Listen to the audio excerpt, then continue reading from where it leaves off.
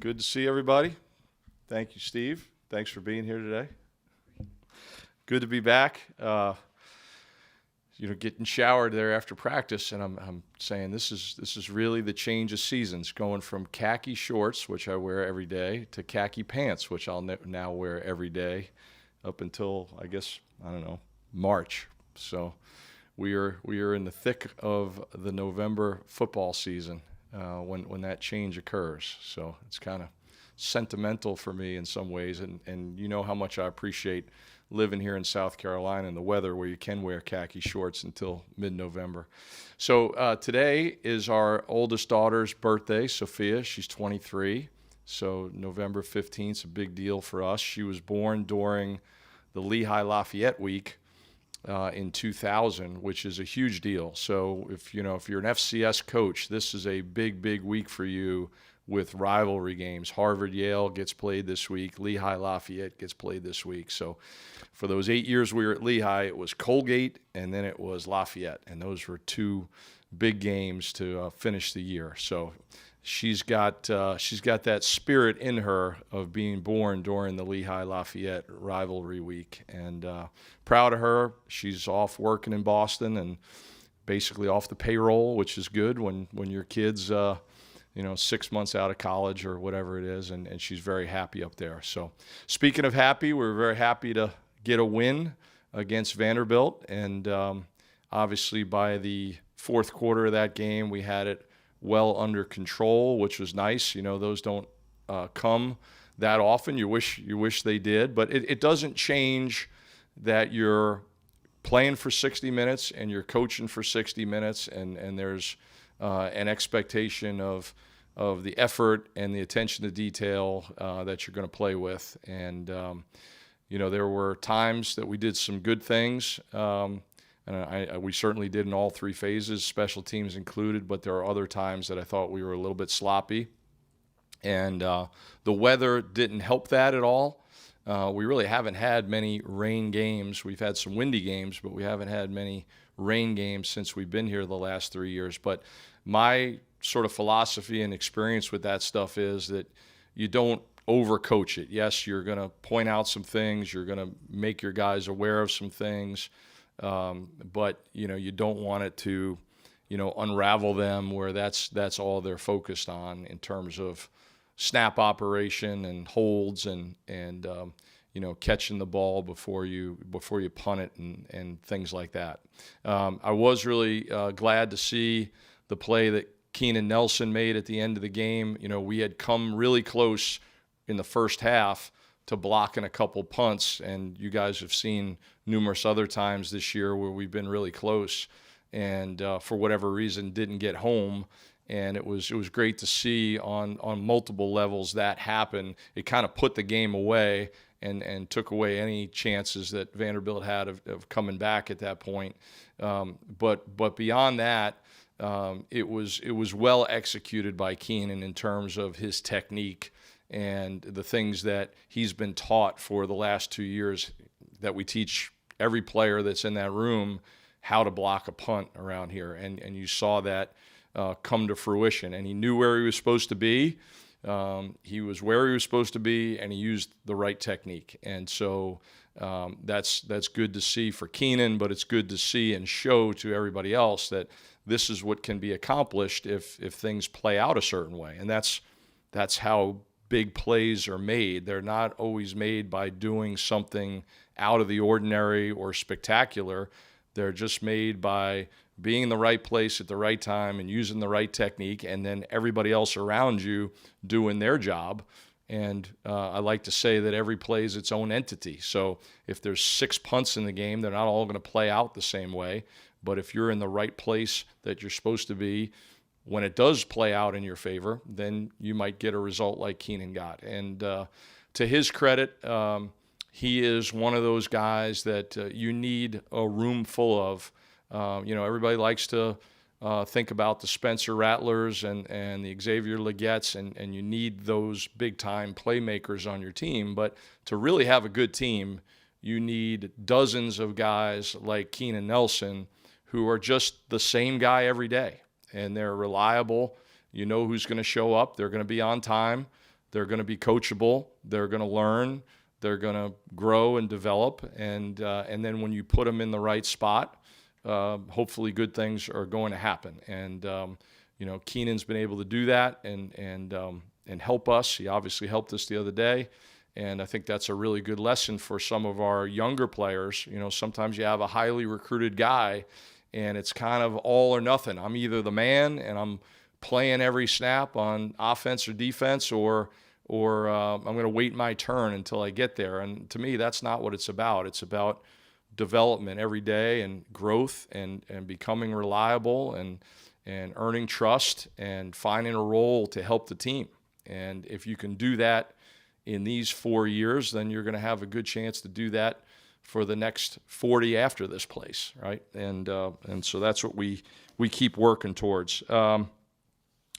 Moving on to Kentucky, and talked about Keenan's execution. Well, to me, Kentucky is a great example of a program that has a plan, has stuck to the plan, develops their guys, and has been able to execute at a high level week in and week out to give themselves a chance year in and year out to be a really, really competitive team in this league. And so there's a lot of really impressive things about that program.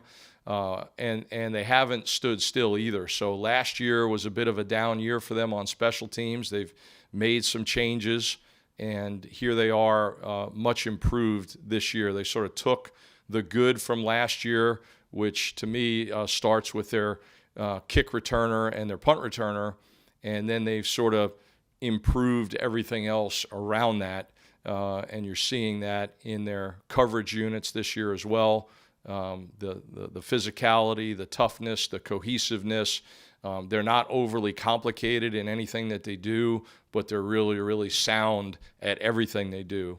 And they give up very few big returns, but they've been able to create several explosive returns this year and going all the way back to last year as well. So big challenge for us this week.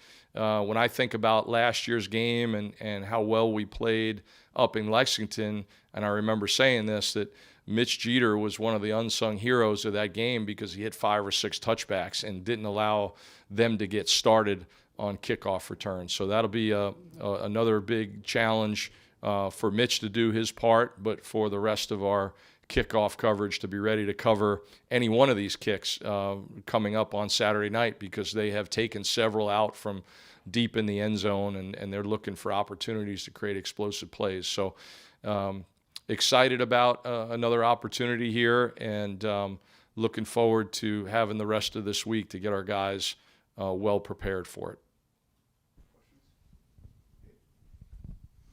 Pete, you kind of just mentioned it, but with Mitch, we haven't really talked about him a lot this year, and that's really because he's been so consistent. Yeah. Is that a good thing to have, that you don't really have to maybe not necessarily worry about that guy, but it's like he just does his job and I can concentrate on other things?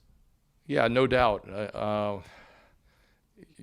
You'd like to not have to, you never want to assume anything, right? But you do want to feel good that, just like we talked about with Keenan Nelson earlier, that guys are going to be reliable and step up and do their job consistently. And that doesn't mean that every kick's going to be a touchback. We had a kick out of bounds the other day, and we had a shorter kick that was put Vanderbilt in position to create a pretty good little return out past the 30-yard line. So Mitch knows that he's got to continue to work at it and keep striving for consistency. But when you look at the first year we were here, 2021, he was handling the kickoff duties.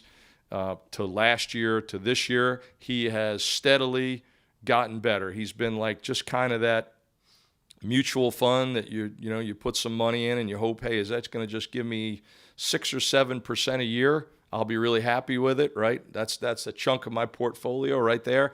That's been Mitch Jeter, right? He stepped in last year, and I think he was 11 for 11 or 13 of 13 of field goals, and he missed a couple 50-yarders this year. One was in heavy winds out at Missouri, and I think one was early in the season that hit the upright. But he's been pretty steady, and he's made some big kicks this year and last year for us. So that's what you want to see. And I think I'm able to say that he was recently admitted into a graduate program that he'll start in January.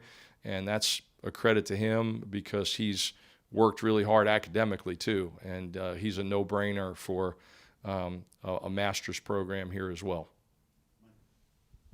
Pete, being a head coach for 15 years, I mean, this is more of a general question about the team, not specifically special teams.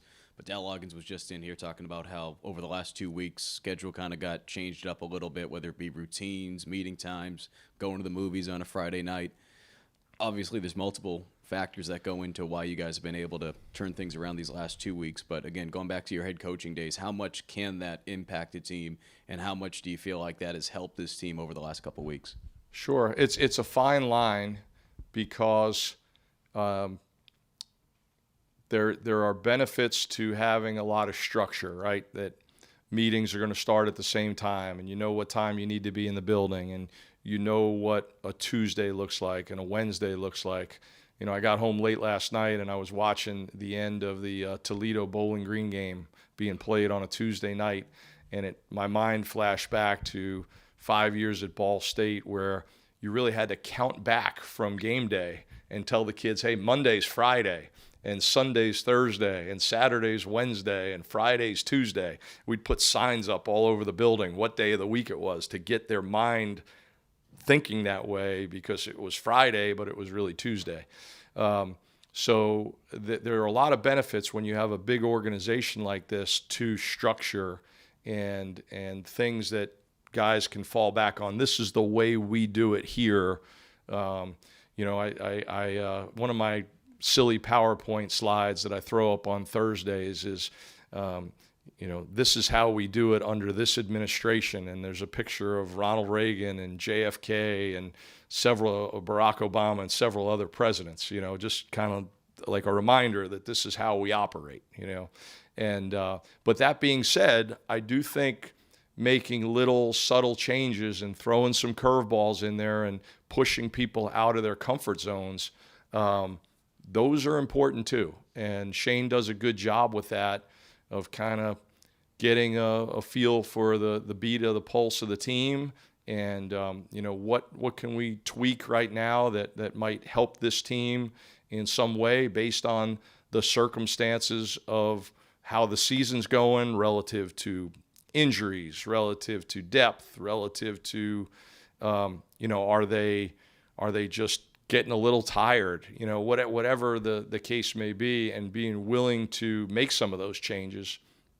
And so I think there's a balance in there somewhere, and I think each team is a little bit different, and some teams are going to thrive on the continuity of the structure, and then there are going to be some other teams that probably need a little shakeup, you know, and a little curveball, and to get pushed a little bit more out of their comfort zone. So I give Shane a lot of credit for that, and he takes good input from the coordinators and really anybody else in that staff meeting that has a good idea, and there's other things that he is adamant about that I think this is what we need to do right now, and that, you know, that's what you want to see from the CEO of the program. You've seen Jalen Kilgore now at returner for a couple of weeks. Just how do you feel like he's progressing there, and is that, you know, a place where you see him taking a long-term role? Yeah, very pleased. Very pleased. He's one of those freshmen that I feel like we've been talking about all year, just because of his maturity and how he's embraced the opportunities. You know, he's not that much different than several other freshmen in terms of talent. He's a very talented guy, and we have several others that are very talented. But where I do think he has been different than many is his focus and his maturity, and how he's stepped up and really embraced these opportunities that have been presented to him this year. And it continues, right? Early in the year, it was playing some special teams, and then it's playing more on defense, and now basically being a starter on defense. And then a few weeks ago, okay, we're going to give you a chance to be our punt returner. We feel like we've seen enough of you in practice doing it well that we can put you in there. And then even in those games, some things that he did well but some other things that really needed some sense of urgency type coaching, whether that be from me or Montario Hardesty, who helps with the punt returners, and or Coach Beamer, and he takes that well. That's the thing that impresses me the most about him, is that Torian certainly coaches him hard. I coach him hard on special teams, and he responds, and he's coachable. He'll take what you give him and go out and try to apply it, and that's just a great sign of maturity, and that's why you see his impact growing on this team as the season goes on. Hey, Pete, hope you're doing well. Just wanted to ask you just a little bit more about Keenan. He played, I think, 4 defensive snaps on Saturday, but he gets in there, makes the big block on the punt return. How much of a testament is it to, I know you've had guys like this in the past, maybe like Josh Vann, other guys like that, right, that might not play a ton, but they get, on special teams. So how much of a testament is it that those young guys are able to, they might not play right away, but they're able to get in on special teams and make an impact? Yeah, he's a high character guy. And he comes from a great high school program where you have to earn everything you get. He comes from a high school program where, it's an all-boys school, and a lot of guys play football, and there's great tradition, and, you just don't walk in the door and become the man, right? You might be a senior, and you're still not the man because there's so many other good players on the team. And so he's intelligent, he's thoughtful, he's a good learner, and he knows who he is. It's like I'm going to paraphrase Clint Eastwood here, but it's like a man's got to know his limitations, and not everybody is Xavier Legette, and I think Keenan's a guy who, he knows who he is, and he knows what he needs to do to be successful, and he's going to be ready when the opportunity comes. So if he goes into a game on defense and for whatever reason his role is a little bit smaller based on what the defensive coaches are doing that week, you can be rest assured if somebody goes down or a certain personnel group is called upon, that he's going to go out there and try to put his best foot forward. And it's the same thing on special teams. In a given week, he might be a starter on 2 or maybe 3 units, maybe a backup on 1 or 2 others, but he's going to take that role seriously and try to execute at a high level. And then and he's rode out some of the highs and lows too, because there have been some weeks where maybe he didn't execute at as high of a level as he would have liked to have seen, or I would have liked to have seen, but he's persistent enough to work his way back and show in practice that, hey, I deserve another chance to do this. Asked Shane yesterday about what he remembered of recruiting Bam Martin-Scott out of Dodge City. He seemed to think that you were a big part of that, but couldn't remember. Were you involved in? Well, if you can't remember, maybe I didn't make that much of a lasting impression. So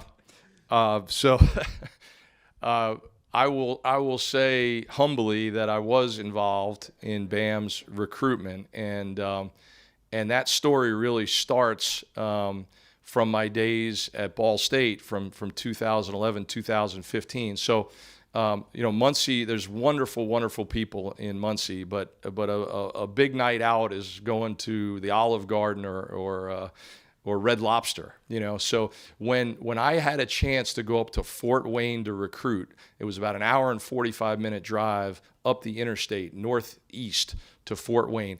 Fort Wayne felt like a cultural hub when you got there. I felt like I was going to like Vienna or Istanbul or something. Like their mom and pop restaurants, and there's like a little it was like so cool to go to Fort Wayne. And there was a place that I would always go to.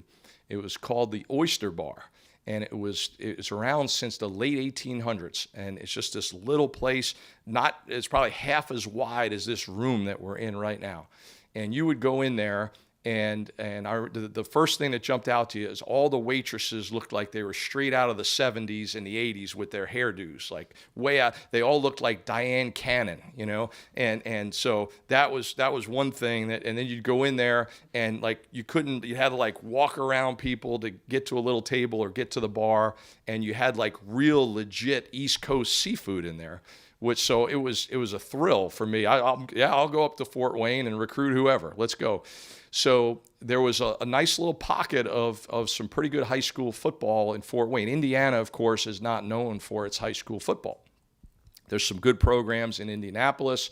There's a few down by Evansville, and there's a couple up in Fort Wayne. And then after that, it's, on any given year.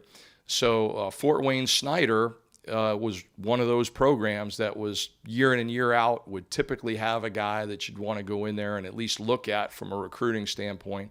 And Kurt Tippmann is a legendary head coach up there, great guy, just one of those guys that would come down and come to our spring practices at Ball State and things like that. So anytime you got a chance to go up there and see Kurt and have a nice conversation, it was always very refreshing. So now fast forward to Shane is hiring me here, and I'm in transition coming here. And anytime you're in a transition year with staffs, I mean, the recruiting is just chaos. And we couldn't even go out on the road because we're in the middle of COVID. So you're just scrambling and trying to see who's available, who's out there. And some of the recruiting guys at that time started putting two and two together, and they're like, well, Coach Lembo was in Indiana for 5 years. Maybe he's got some ties to this program. And sure enough, I did. So I spoke in great length with Kurt Tippmann and got in touch with BAM, and there was already contact with the recruiting staff here and some of the coaches in the transition. But we were able to get BAM in on a visit, and we're able to beat out a couple other schools that were interested in bringing him in. And so he's a great kid, talk about being the same guy every day. He always comes in here, a smile on his face, and grateful to be here at South Carolina. And it's good to see him start making some plays. He's had some injuries that at times have slowed him down a little bit, but he's flashed at times in practice and in games, made some plays in games. And just one of those guys you're rooting for and that we need at his primary position and on special teams to help this team in a consistent way. So hopefully last Saturday was a good positive step for him, and hopefully we'll see the best version of BAM again this week. Okay, thanks so much. Good seeing everybody. Okay.